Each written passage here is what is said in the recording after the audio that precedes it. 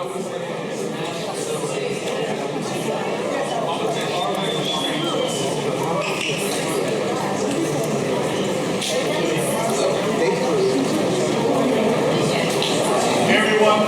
so much for coming. Thank you for caring. I want to start off tonight asking you to stand if you can, and let's pledge allegiance to the flag. Pledge allegiance to the flag of the United States of America, and to the republic for which it stands, one nation, under God, indivisible, with liberty and justice for all. Thank you.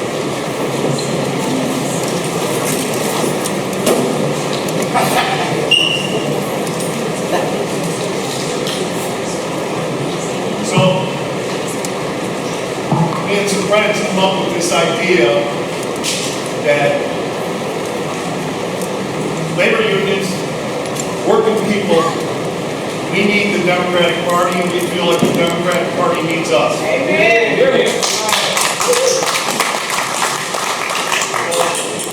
In Ohio especially, we've seen that Democrats are losing share, unions are losing members. We've got a lot in common here. And the one thing that we constantly hear from our members is, you know, the Democratic Party left me, blah, blah, blah. But I can't worry about all that. What I'm here for today is we're trying to reconnect, rebuild this bridge, and for people who care, a lot of you politicians, a lot of Central Executive Committee members that have shown up today, a lot of you care enough to hear what our issues are. So you get a better understanding of our struggles and why we feel the way we do on a lot of things. So without further ado, I want to get into the introductions. Down there I got Ryan Pearson.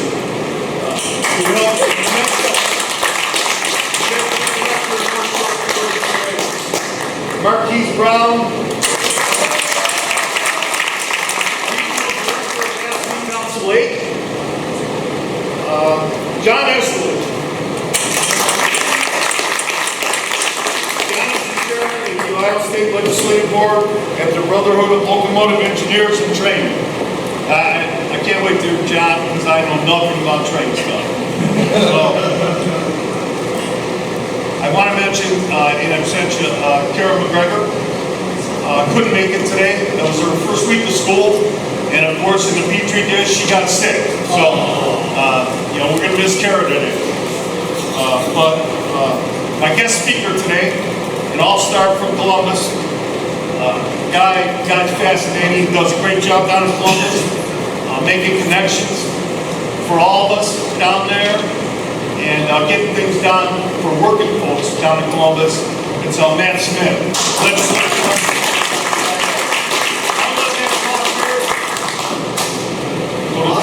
Thank you very much. Thanks for having me, Fred. Thanks for having me, everybody.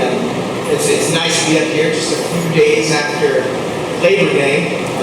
We at the Ohio AFL-CIO, we sponsored or were part of 14 or 15 events around the state, parades, festivals, gatherings that just honored the hard work of Ohioans around the state. It was a powerful reminder of the strength and resilience of workers in the state and the importance of coming together in events like this to celebrate our shared values. So thanks again for having me up here. My name is Matt Smith. I'm the Legislative Director of the Ohio AFL-CIO.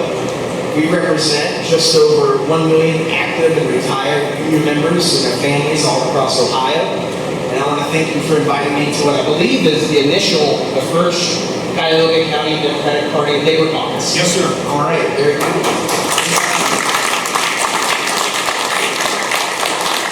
This is an exciting moment and a critical one. In my role, I have to deal with whoever's in office. I walk the halls of the State House, testify in committee, and work the phones. Because when laws get passed in Columbus, they don't just affect policy, they affect paychecks, safety, retirement, and dignity on the job. But tonight I'm not here to talk about process, but to talk about power, about our power, and about the urgency of using that power right now while we still can. Let's start with where we draw the line in the labor movement. There are 5 issues that we will drop everything to defend. because they are at the foundation of economic justice for workers. First, Ohio must remain a free market state. So-called right-to-work laws are a direct attack on worker power. They're wrong for workers, wrong for our communities, and wrong for Ohio's economy. Second, we must protect the public sector, the ability for public sector collective bargaining. Teachers, correctional officers, city workers, and first responders all deserve a voice and respect in their workplaces. Third, we must defend Ohio's prevailing wage laws. They ensure high standards and good jobs on public projects, and they stop the race to the bottom. Fourth, we need a strong unemployment compensation system. Right now, only about 18% of Ohio workers, laid-off workers, even qualify for benefits, and that's a shame. It leaves too many families behind. And to be frank, businesses have been paying too little into the system for way too long. And fifth, we must keep a state-run workers' compensation system that truly works for injured workers, including covering mental health injuries such as PTSD. These are not radical ideas. These are basic protections, earned through decades of struggle. But every year, the legislature finds a new way to chip away at them. And let's be honest, there's only one political party consistently introducing those attacks. It's not both sides. It's not abstract. It's perfectly clear. And our job, yours and ours, is to make sure voters, especially working class voters, understand the distinction. We are in a dangerous time, not just in Ohio, but all across the country. The right wing has grown more aggressive, more organized, but more willing to play the long game. They will say and do anything to win.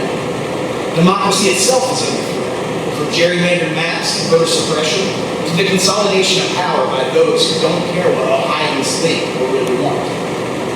Here in Ohio, Republicans hold a supermajority at the State House. And with the state legislative districts in place for the rest of the decade, it's possible that the supermajority could remain no matter what happens at the ballot box. That's not just a challenge for Democrats. That's a crisis for working people. That's why state legislative races are more important than ever. And it's why caucuses like this, spaces where labor and Democratic leaders can speak with trust and urgency, are absolutely essential. We've been trending, as Fred mentioned, in the wrong direction. Let's not sugarcoat it. 20 years ago, union households reliably voted 65 to 70% for our endorsed candidates. Today, that number is closer to 55%. For the first time in my life, the Republican Party is perceived, wrongly, as the party for the working class and the poor. That's not because their policies have changed, because they haven't. They're still pushing anti-union bullshit. They're still trying to dismantle public services. They're still pushing tax cuts for the ultra-rich while working people get scraps. But the narrative has changed, and we can't afford to ignore them. That's why this caucus matters. We need to be talking openly and honestly about what it's going to take to win back the hearts and minds of working people. Because the truth is, when union voters break away from the Democratic Party, all voters lose. We need to show up for the issues that matter most: wages, healthcare, housing, childcare, job security, retirement security, and we need to speak in plain, powerful terms that connect to everyday life. That's how we rebuild trust. That's how we rebuild power. Ohio and the nation is at a crossroads. We are watching attacks on workers' rights, voting rights, reproductive rights, LGBTQ+ rights, and public education all at the same time. This is not a drill. The bills being introduced in Columbus and in state houses around this nation aren't just symbolic. They are strategic assaults on democracy and working class power. We must fight back. Not next year, but now.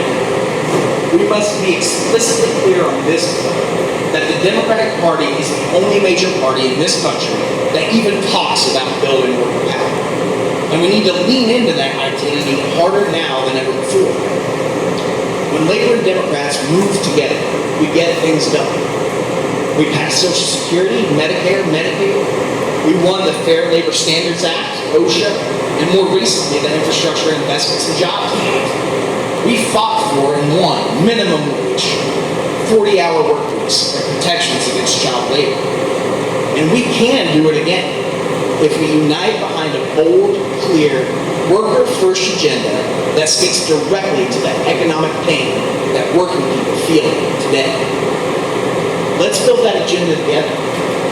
Let's campaign on it. Let's organize, educate, and mobilize. Let's connect across lines of race, class, and geography.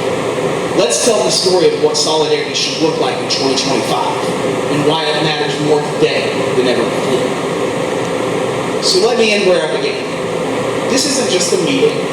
It's a moment of responsibility, a chance to realign our shared mission, a chance to remind the public and our members that the labor movement and the Democratic Party have always done our best work when we do it together. We've done it before, and we can do it again.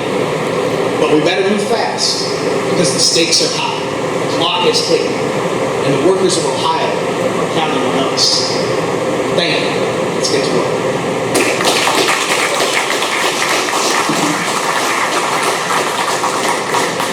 Any questions? If anybody's got questions? I apologize for that. Proposal such as you're from our neighborhood.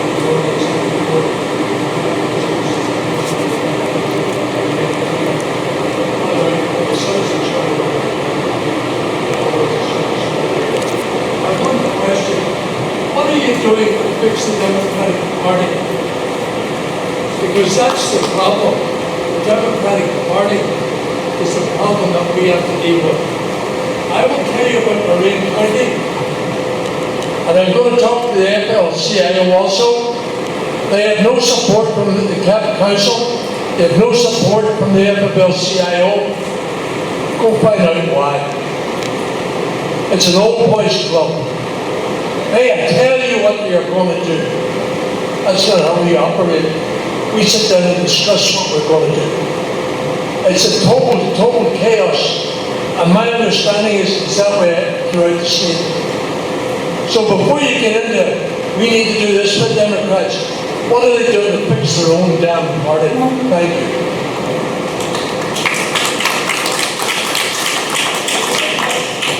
Question of how are we going to fix the Democratic Party, right? I think it starts with things like this. Correct me if I'm wrong. I think this might be the first labor caucus in the state of Ohio. We need more county party chairs to take this seriously and start bringing workers in and discussing these issues. In Lorraine, same thing, right? We need to start forming these types of caucuses so we can have really frank discussions behind closed doors and figure out how to start helping them fix themselves. Many people in that, what percentage of that plant across the street, you think supported Trump? Too many. I will tell you, based on talking to people, the majority of them did. Why I feel, I swear to God, well, I'll tell you, because the Democratic Party left them. They didn't leave the Democratic Party, it left them. They went out so far down left field, they couldn't even see it.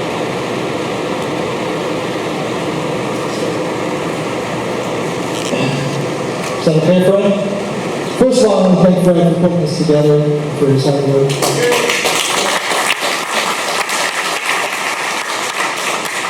Fred and I often have this argument over the Democratic Party. And I'm guessing, off the top of my head, maybe just a little bit younger than Fred, no offense, but the last administration's policies were 100% right on for our members. And what I observe as the head of the Labor Council is that union members I'm not going to say all union members, but too many union members do not carry those union values in their hearts and in their minds. That, to me, is the charge of every union leader in this room, is to get our members to give a shit about being a union member. And it starts with conversations in the workplace. It continues with conversations at home. I was talking earlier with somebody. My 4-year-old daughter knows more about unions than most. The conversations have to happen at home, and then they will find their way into the voting booth. But if the voters, and we saw it last year with Senator Brown, if the voters care more about the chance that their child could compete with a trans athlete than they do about their damn collective bargaining rights that puts food on the table, we're never going to fix this problem. So, certainly the Democratic Party has issues, but I always return to the labor folks that we have got to make our members care about the union.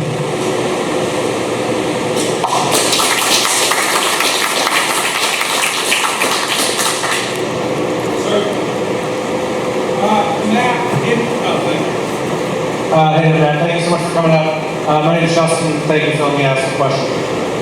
You mentioned in your remarks that Republicans are trying to cut taxes for the wealthy, but they did. And in an era when we see 1 to 2% GDP growth and 3% inflation, but we see assets returning 7 to 11% growth annually, that other 2 to 6% is coming from somewhere. And that's coming from our homes. That's asset prices that the rich are gobbling up. What do you think that the Democratic Party and the labor movement together can do to address the fact that wealth inequality is going to drive us all out of our homes and onto the fucking streets? No, that's a fantastic question. The housing crisis is real, right? We need to figure out and actually come up with a bold agenda, not just tax credits for buying a new home, right? That's not really going to help the 20-somethings and the 30-somethings out there who can't afford homes. What's driving up home prices and what we need to attack in this state is the ability for hedge funds and banks to purchase entire communities. They're pricing us out of our own homes. So what does that policy look like? I don't know exactly, but that's what I'm hoping that rooms like this can start to figure out, because it needs to be a bit bolder than just saying tax credit, right? That's not a sexy talking point for people. And even with tax credits, these prices are so crazy that home ownership is just out of reach for way too many. And our seniors are going to start losing their homes as well, right? Because of property tax issues. I know on a personal level, I could not afford the home that I live in today at today's prices. I bought it 5 or 6 years ago, right before everything got too crazy. There's no way I would qualify for a loan in my home today. So it's an issue that needs to be addressed. I don't think that we have a solution as of now, but hopefully through conversations like this, we can start coming up with those policies and then campaign on those policies. Because I think it's what voters actually care about. That makes sense. Thank you. Anybody else?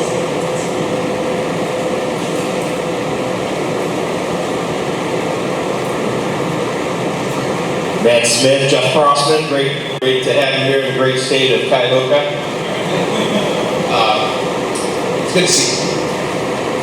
Can you tell us, there's a lot of Democrats in this room, what can Democrats do to connect with the workers in these labor unions that seem to be of the belief that people like Donald Trump or John Husted represent the interests of working class folks? One thing we have to do, or one thing that needs to happen, is we have to change how we talk about these issues. Language is extremely important. We need to be clear and blunt that the policies that are coming out of Columbus are not helping these workers. The policies out of DC are not helping these workers, but just in a very clear language that anyone can understand. I think that's one thing that the Republicans have been so effective with, is just their actual use of language. And having it helps these policies and stuff that they're saying that they're pushing for, it helps those policies become more accessible to everyone. And I think that's something that Democrats kind of miss the mark on almost every campaign cycle. They start talking about these policies and no one understands what the hell they're talking about. We've got to be very clear in our language, very blunt. Are you guys we are still all open meeting now. We're gonna keep going. Okay, I'll put it on. I think we're moving to a plan. Okay, there's nothing further, Mr. Smith. You can ask him to hang around, because he's so all smart. And we'll let John Estes take off, teach us about training. Well, thank you. Good evening, everybody. Thank you, Fred, and thank you, Chairman, for putting this together and inviting me up. Again, I'm John Esterly. I am the Chairman of the Brotherhood of Locomotive Engineers and Trainmen, Ohio State Legislative Board. Represent approximately 5,000 rail workers throughout the state of Ohio, including transportation crews, locomotive engineers, freight conductors, folks that work in the yards, switching out cars, and then also through the Teamsters Rail Division, represent folks that fix the tracks, folks that fix our facilities, kind of think of them as the building trades of the railroad. Based in Columbus, I actually share an office with Matt, so I get to see his beautiful face every day and get to absorb all of that knowledge.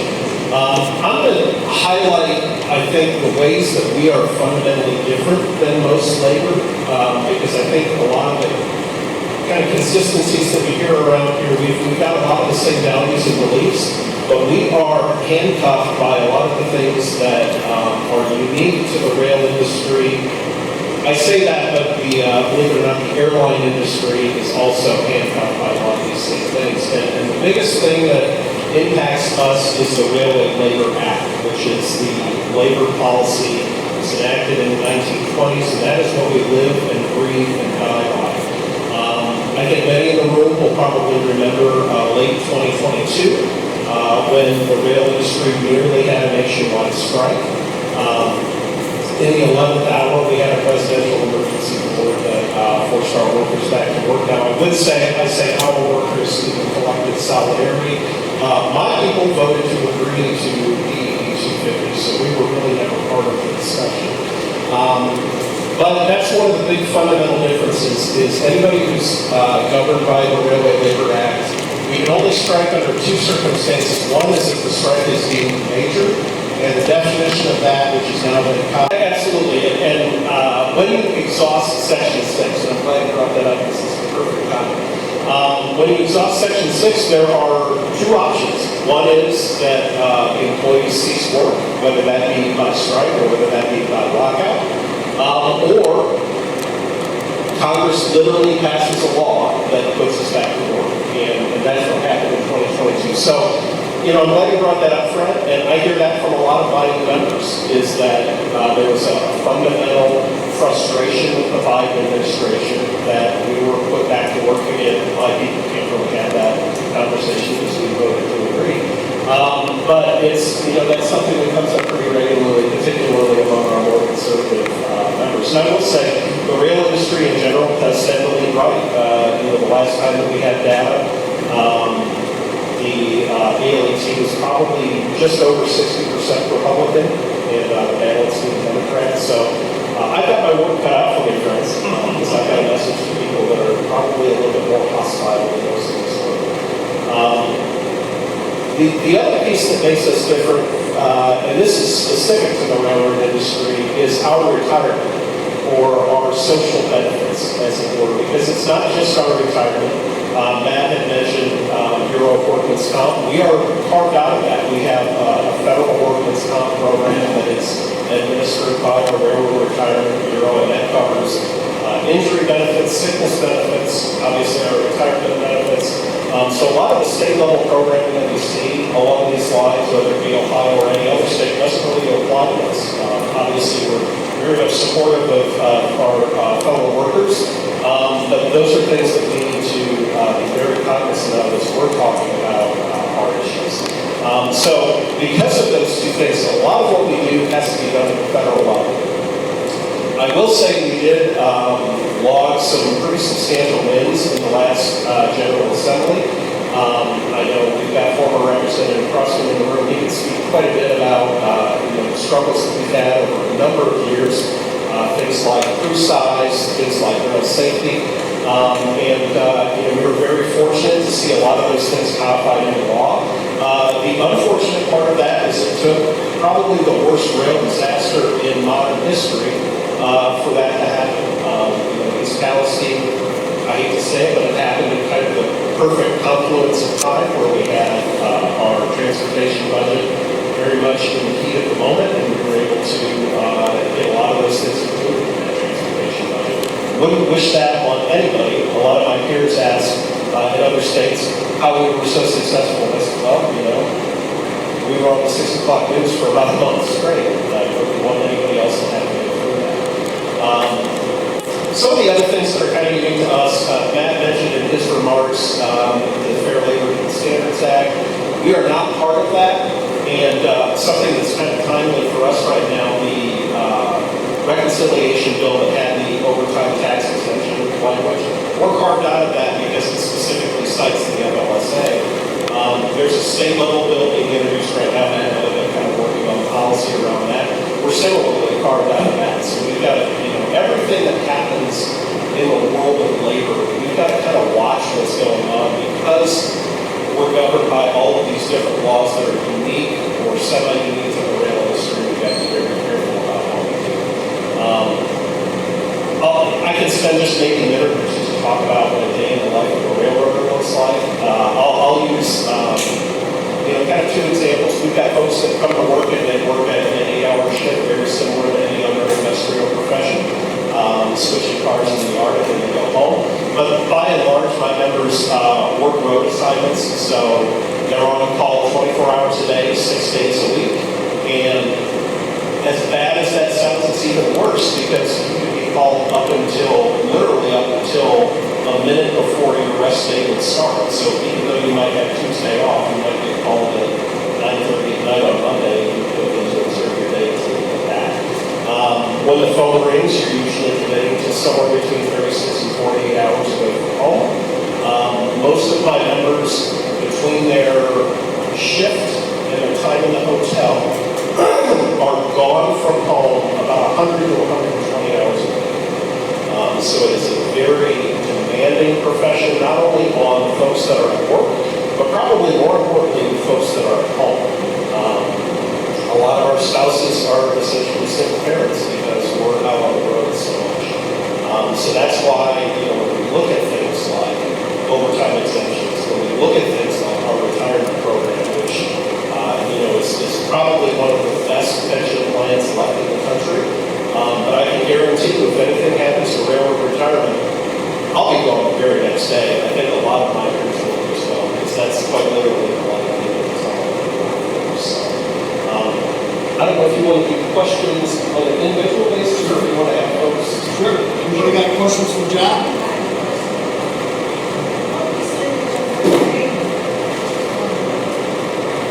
Hi, I'm Margie Chambers, UAW.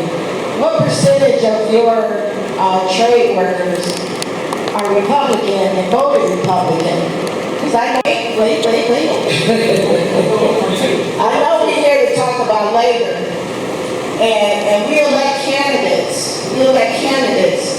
And that support labor. And then we get those candidates in there.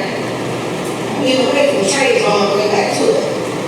Then we get candidates in there, and once we get them in there, they say what they need to say to get in there, but then once they get in there, you don't see or hear from them anymore. I would like to know, because it's not just labor, that's voting Republican, what about those that's in these communities that's not voting at all? About the percentage of people that's showing up to vote? I'd like to know what are we going to do, as labor and Democratic Party to get these people out to vote, because right now, we don't see anything in it for us. We don't. We don't see it, and I'm a trades person, and I don't see anything in it for us in the trades. You go down here, all this money that's being spent on these roads and buildings, you count how many minorities you see out there. And if you do see them, you're holding a flag. You're holding a flag. So for you, how many do you know the percentage that are Republicans? And also, what is your percentage of minorities? Sure. So I feel like there were a couple of questions there, and I'm going to try and run through them. And if I miss any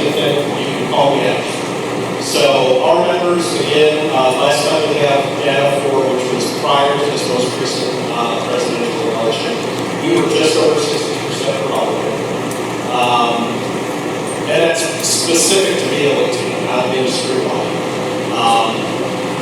In terms of voter engagement, I think, if we could solve that problem in this room, there's probably 87 other counties that want to know how we did it, because that is the big question.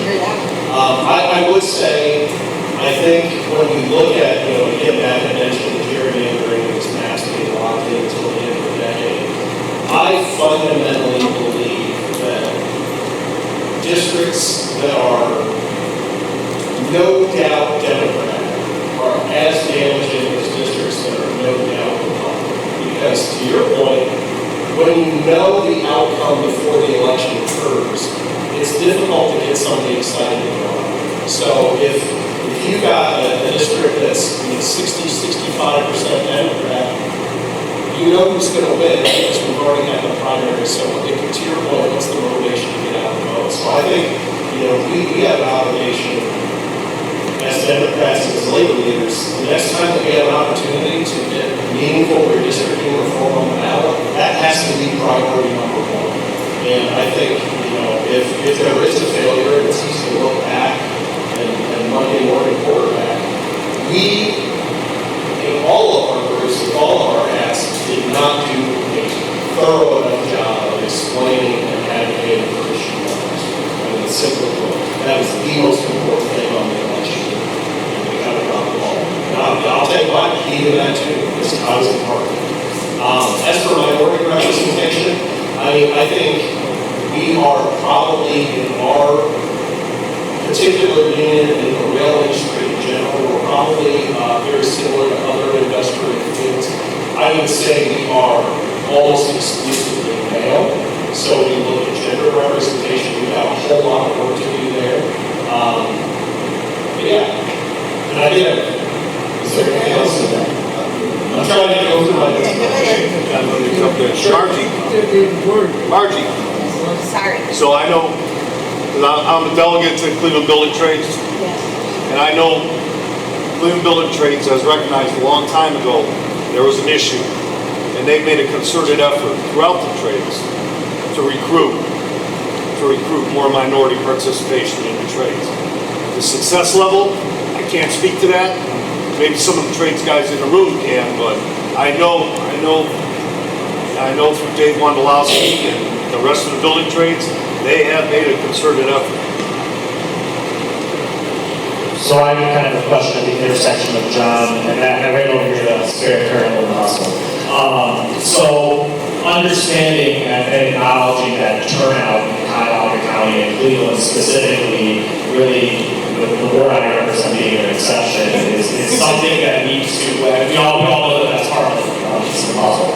But instead of talking about the Democratic Party at the largest level, I want to ask specifically for you guys to comment on the reputation of the Cuyahoga County Democratic Party statewide, and with whatever answer that is, what can we do? I think we're at a point in the state where it's not just going to be turnout in Cuyahoga County. We have to win back places like Lorraine and Youngstown and Southeast Ohio that we've lost. And the reason that I ask is, like John on the way in, you asked me to kind of have a conversation about going out to the State House.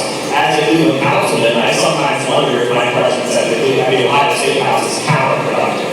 And here we are lobbying for high-speed rail investments, but when it's the cities advocating for it, it's seen as a left issue, and we have members that are now voting against their own interests because the idea is coming from the wrong messenger. And I'll say, Matt, just for some context, I'm not going to begin to say Cleveland City Council is perfect, but we've had some really aggressive pro-labor legislation over the past 4 years that I've really been at the helm of, and it's just interesting that within our city, I don't have the reputation of being, I think, a pro-labor guy, even though I'm trying to sponsor all this legislation, because that's not the reputation being assigned to me. Likewise, if it's Cleveland leading the way with paid parental leave, living wage laws, reestablishing a fair employment wage order, there's just part of me that wonders as to how I want to be a model for the rest of the state. But I fear sometimes that what we're doing actually has a recoil try to pendulum so far in the direction because these are ideas coming out of Cleveland and Cuyahoga County. So really the narrow question is how can we be a leader in this and seen as a leader when I just suspect that our reputation is in play? Well, it's a very fair point. I wouldn't say that your reputation's in the toilet with everyone around the state, right? Maybe with the majorities at the state house, they might not look too kindly on some of the policies that you are introducing and passing in here. And it's a fair fear that when you start pushing very pro-worker, progressive policies that the state might have an adverse reaction to. We've seen it play out with fair scheduling, local minimum wage. I mean, there's a list of policies that the state has taken the whole rule away, essentially in Ohio, on a set of 5 to 10 policies, progressive pro-worker policies. But I would say that fear cannot prevent you from pushing the envelope here locally. Because of things like we need to get people excited about turning out once again. We need someone pushing that narrative, pushing those bold ideas to get people excited again. Because you're right, we need Cuyahoga to turn out, we need Franklin, we need our cities to turn out in a big way just to have a chance in our statewide elections. And obviously the policies from Columbus, that's not going to do it, right? So it takes strong local elected such as yourself to push those policies locally to get people excited, to get people hope, and not just think that they're being their head against them. So as someone who works with you with our bargaining unit members, I think you are someone who we consider to be pro-worker. I think that you are someone who asks the right questions and you reach out to labor to figure out where we are on some of these issues.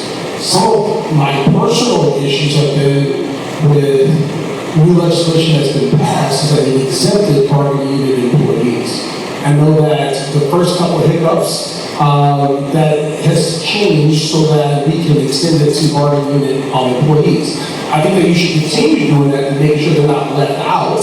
Because we can then use that because we can leverage that for other places as well. So when Cuyahoga County was only doing 2 weeks of paid parental leave, we said, look, Cleveland is doing 10 weeks, Lakewood is doing 10 weeks, what are you doing for county workers? Then we can take that to other places as well. When I meet with my counterparts across the state, I'm like, what's going on in Cincinnati? What's going on in Dayton? What's going on here? Because while some of those places are doing different things when it comes to wages, we can look at some of the other things and we can replicate that. So we do talk on a pretty regular basis. I know that we do talk when we're talking about who pro-worker candidates are. Maybe it hasn't ventured down to the state house yet, but I know locally, your name is one that's mentioned quite often. One more thing, in answer to this question. Hold on 1 second. Kitchen table. Bring it back to the kitchen table. I mean, Joe Biden had a great start. He only had 1 term. Infrastructure Act. Saved our pensions. I mean, that kind of stuff matters. That's the kind of stuff that Democrats always used to do. I never in my life had to explain to a Democrat why a trade deal wasn't right for us. I never in my life until like Bill Clinton and Barack Obama. And it's like, why are we having this conversation? And it hurt the people in this building. Stuff like that. But anyways, next. Bill DeVito. Well, we have What? What's that? we have someone with the microphone. Oh, I'm sorry. I didn't see you at the microphone. My bad. Hi, I'm Monica Wilson from Carmel, Ohio. I have 2 comments. One about voter turnout and the other about messaging that I'm hearing. Well, the first thing about the voter turnout, I'm a member of the Poor People, Ohio Poor People's Campaign, which is a chapter of the National Poor People's Campaign. And they have done extensive research. And according to their data, if we can get people in the so-called red counties who don't vote to come out and vote, they would actually outvote those Republican voters and get we can count on them to get the right people in. But the reasons that they don't vote is very ingrained and very difficult to get them out and out to vote. Now, the second thing about messaging, I'm hearing, things about why the Democratic Party went away, but, there are entire groups of people who always vote Democrat. African Americans, Latino women, and these are among the most marginalized groups of people in the nation. These are people that just go to work every day, and they don't have a problem with the messaging. So I think there is something else underlying that we're going to have to address. We don't have a problem with messaging. We got a problem with doing it. I mean, you just need to do it. That's what that would be my response.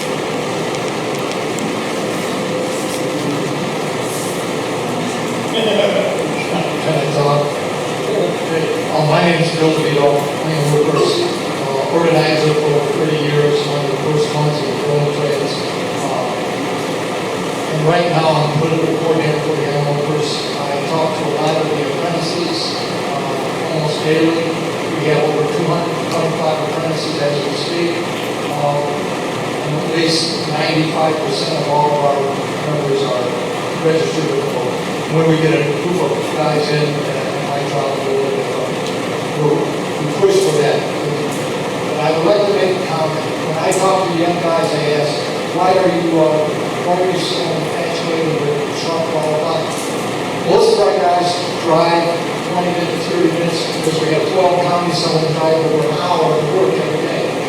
They listen to Fox News, Channel 1100, because they have sports, some other broadcasters like that.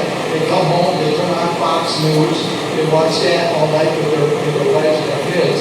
And then I get up and talk for 10 minutes at a classroom, and they say, what the hell's wrong with you? Trump did this, Trump did that. And they verbatim, and they might not be able to correct the story, but that's the way Fox News does it. And as you know, Trump faces the biggest hero on TV every night, and he's on every night. And it's hard to persuade people with a 10 or 15-minute conversation, or maybe even half an hour, after they're brainwashed all day and all night. That's my comment. Thank you, Bill. Sir? Front? Well,